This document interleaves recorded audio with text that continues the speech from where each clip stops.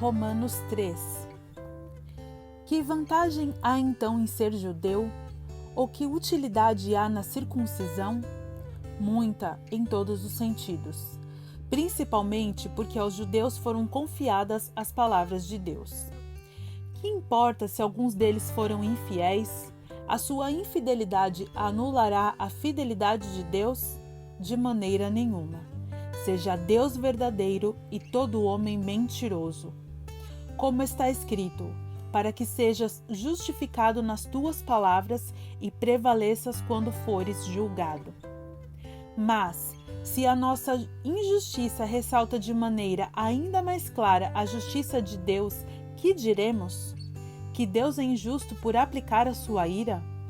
Estou usando um argumento humano. Claro que não. Se fosse assim, como Deus iria julgar o mundo?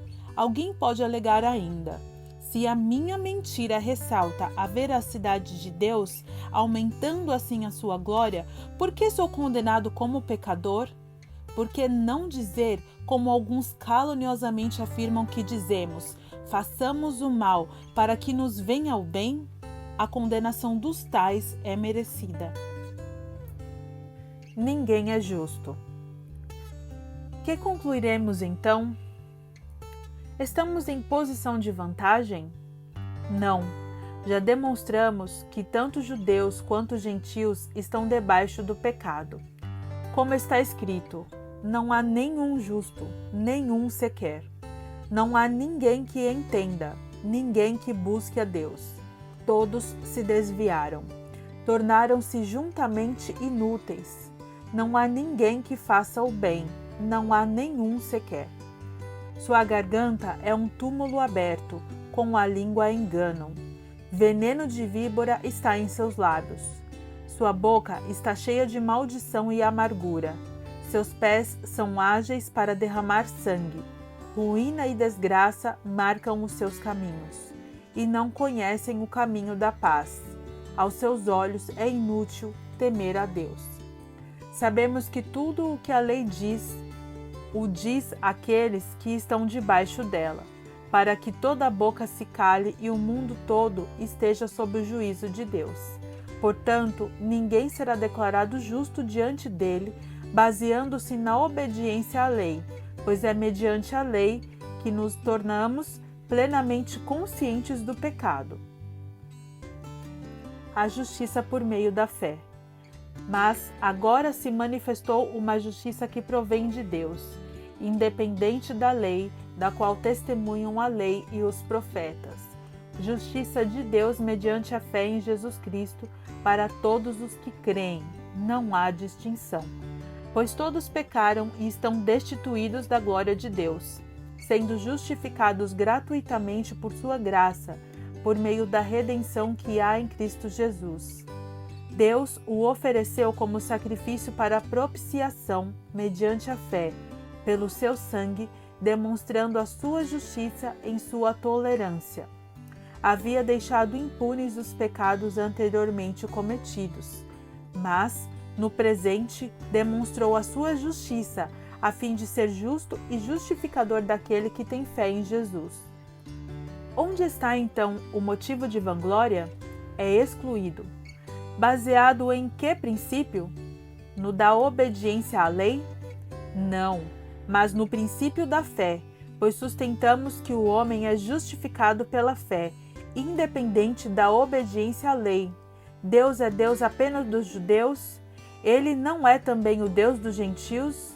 Sim, dos gentios também, visto que existe um só Deus, que pela fé justificará os circuncisos e os incircuncisos. Anulamos então a lei pela fé? De maneira nenhuma. Ao contrário, confirmamos a lei. Romanos 4. Abraão foi justificado pela fé. Portanto, que diremos do nosso antepassado Abraão? Se de fato Abraão foi justificado pelas obras, ele tem do que se gloriar, mas não diante de Deus. Que diz a Escritura? Abraão creu em Deus, e isso lhe foi creditado como justiça. Ora, o salário do homem que trabalha não é considerado como favor, mas como dívida. Todavia, aquele que não trabalha, mas confia em Deus, que justifica o ímpio, sua fé lhe é creditada como justiça.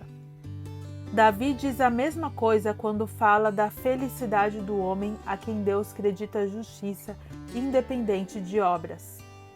Como são felizes aqueles que têm suas transgressões perdoadas, cujos pecados são apagados. Como é feliz aquele a quem o Senhor não atribui culpa. Destina-se essa felicidade apenas aos circuncisos ou também aos incircuncisos? Já dissemos que no caso de Abraão, a fé lhe foi creditada como justiça. E sob quais circunstâncias? Antes ou depois de ter sido circuncidado? Não foi depois, mas antes. Assim, ele recebeu a circuncisão como sinal, como selo da justiça que ele tinha pela fé, quando ainda não fora circuncidado. Portanto, ele é o pai de todos os que creem, sem terem sido circuncidados, a fim de que a justiça fosse creditada também a eles. E é igualmente o pai dos circuncisos, que não somente são circuncisos, mas também andam nos passos da fé, que teve nosso pai Abraão antes de passar pela circuncisão. Não foi mediante a lei que Abraão e sua descendência receberam a promessa de que ele seria herdeiro do mundo, mas mediante a justiça que vem da fé. Pois, se os que vivem pela lei são herdeiros, a fé não tem valor e a promessa é inútil. Porque a lei produz a ira, e onde não há lei, não há transgressão. Portanto, a promessa vem pela fé, para que seja de acordo com a graça e seja assim garantida a toda a descendência de Abraão. Não apenas aos que estão sob o regime da lei, mas também aos que têm a fé que Abraão teve. Ele é o pai de todos nós. Como está escrito, eu o constituí pai de muitas nações. Ele é o nosso Pai aos olhos de Deus, em quem creu, o Deus que dá vida aos mortos e chama à existência coisas que não existem, como se existissem. Abraão, contra toda a esperança, em esperança creu, tornando-se assim pai de muitas nações. Como foi dito a seu respeito, assim será a sua descendência. Sem se enfraquecer na fé, reconheceu que o seu corpo já estava sem vitalidade, pois já contava cerca de 100 anos de idade, e que também o ventre de Sara já estava sem vigor. Mesmo assim, não duvidou, nem foi incrédulo em relação à promessa de Deus, mas foi fortalecido em sua fé e deu glória a Deus, estando plenamente convencido de que ele era poderoso para cumprir o que havia prometido. Em consequência, isso lhe foi creditado como justiça. As palavras lhe foi creditado não foram escritas apenas para ele, mas também para nós, a quem Deus creditará a justiça, a nós que cremos naquele que ressuscitou dos mortos a Jesus, nosso Senhor. Ele foi entregue à morte por nossos pecados e ressuscitado para nossa justificação.